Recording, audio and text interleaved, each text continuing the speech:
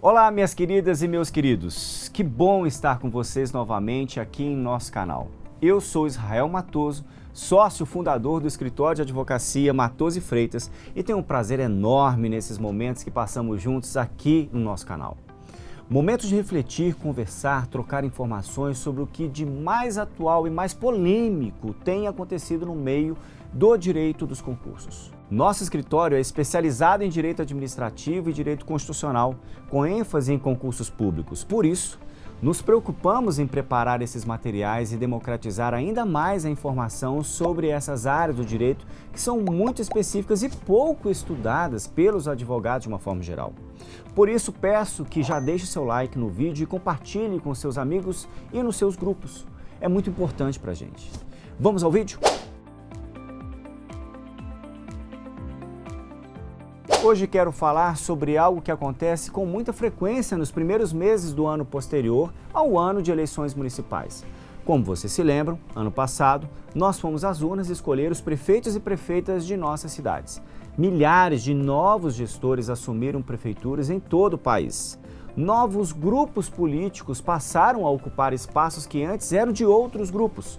E é aí que começa a confusão. Infelizmente, nosso sistema político é muito falho. Por conta disso, toda vez que um novo grupo assume uma prefeitura, a primeira discussão é sobre a divisão de cargos. Os mais próximos do prefeito ficam com os cargos comissionados, de livre nomeação. Mas foram muitos os apoiadores durante a eleição.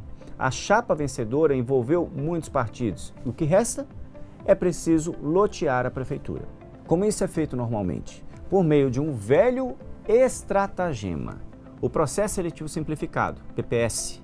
Ao invés de abrir um concurso público e compor a administração de servidores efetivos e realmente preparados para as funções públicas, o que o novo prefeito faz?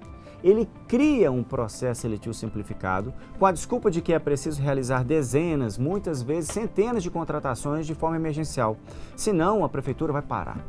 A maioria desses processos são feitos por meio de análise de currículo e entrevista, com critérios bastante obtusos para definir quem deve ou não ser contratado. Isso facilita muito só colocar para dentro pessoas próximas ao grupo político vencedor. Pois bem, isso é completamente ilegal, além de imoral, mas não quero entrar nesse mérito. Eu vou me ater apenas à questão da legalidade. O STF, o Supremo Tribunal Federal, já decidiu assim com repercussão geral, que resultou no tema 612, ok?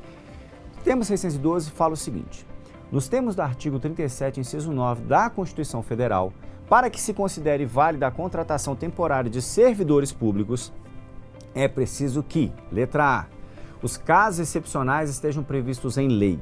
B, o prazo de contratação seja pré-determinado. C, a necessidade seja temporária. D, o interesse público seja excepcional. E letra E, a contratação seja indispensável, sendo vedada para os serviços ordinários permanentes do Estado que estejam sob o espectro das contingências normais da administração.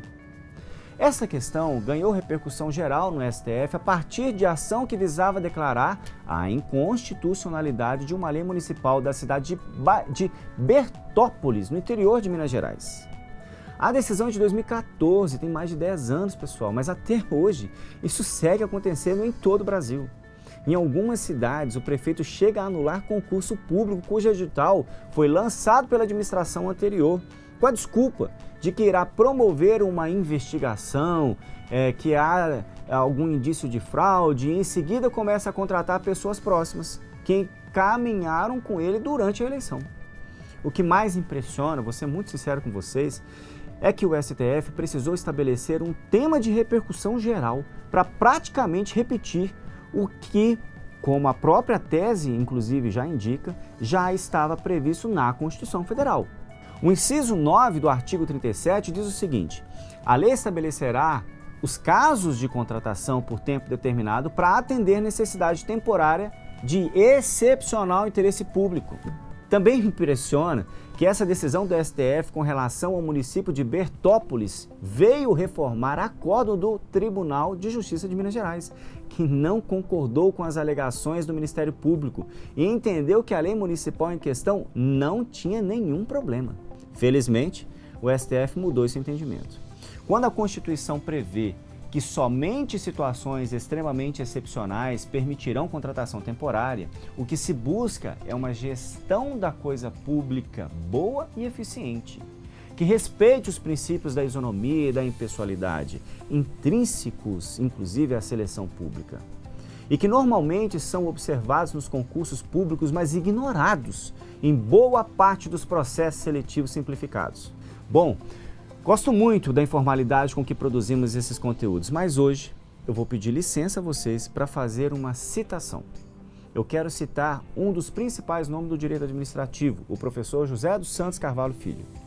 Ao conceituar o princípio da impessoalidade, ele disse o seguinte, abre aspas, impessoal é o que não pertence a uma pessoa especial, ou seja, aquilo que não pode ser voltado especialmente a determinadas pessoas.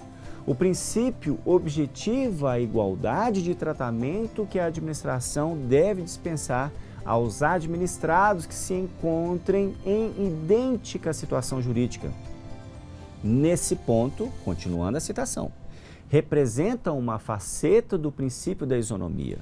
Por outro lado, para que haja verdadeira impessoalidade, deve a administração voltar-se exclusivamente para o interesse público e não para o privado, vedando-se, em consequência, sejam favorecidos alguns indivíduos em detrimento de outros e prejudicados alguns para favorecimento de outros. Fecha aspas.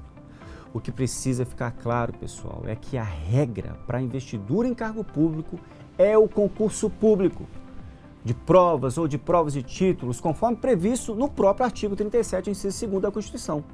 Qualquer outro tipo de investidura, além daqueles previstas na Constituição ou na própria Constituição, constitui exceção, excepcionalidade. Não pode ser banalizado como vem acontecendo principalmente pelas prefeituras. Como observou o ministro Dias Toffoli, relator do recurso especial que resultou no tema 612, qualquer lei municipal que inclua possibilidades abrangentes e genéricas para a contratação de servidores é inconstitucional. Também ficou claro, a partir deste julgamento, que não se entende como excepcionalidade a alegação de que a contratação temporária precisa ser feita para evitar o declínio do serviço público ou mesmo restaurar um padrão mínimo em decorrência da falta de servidores. Uma prefeitura não pode, por exemplo, contratar professores para a rede municipal e alegar que se trata de uma contratação temporária.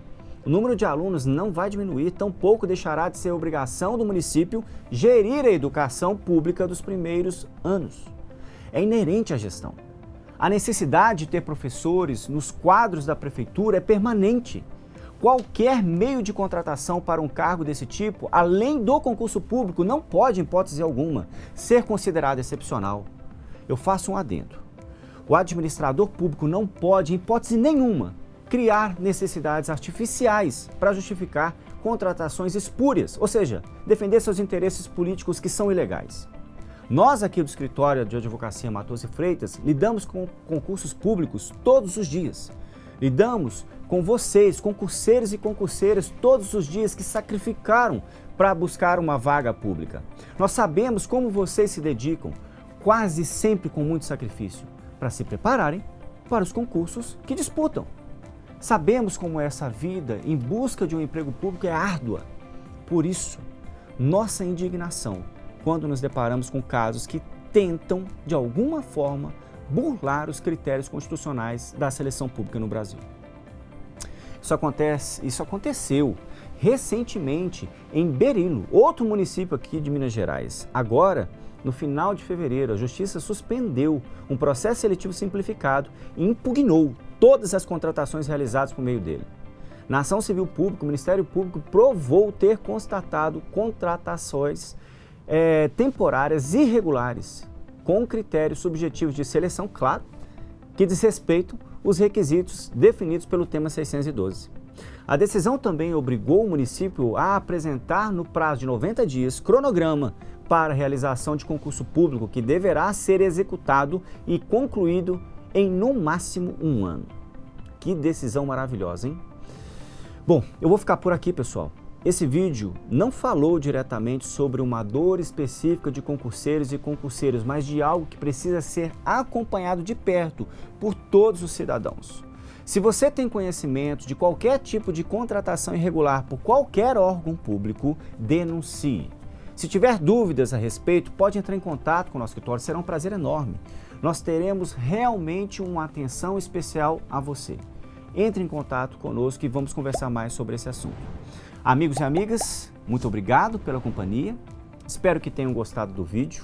Lá no começo eu pedi, inclusive, para você deixar o seu like. Não vou pedir de novo, já estou pedindo, caso você tenha esquecido. Bom, eu repito, é muito importante para a gente. Nos acompanhem também no Instagram, na página @advocacia para concursos e visitem nosso site Matoso e Freitas, Matoso com 2 T's, .adv.br. Até mais, muito obrigado, um grande abraço.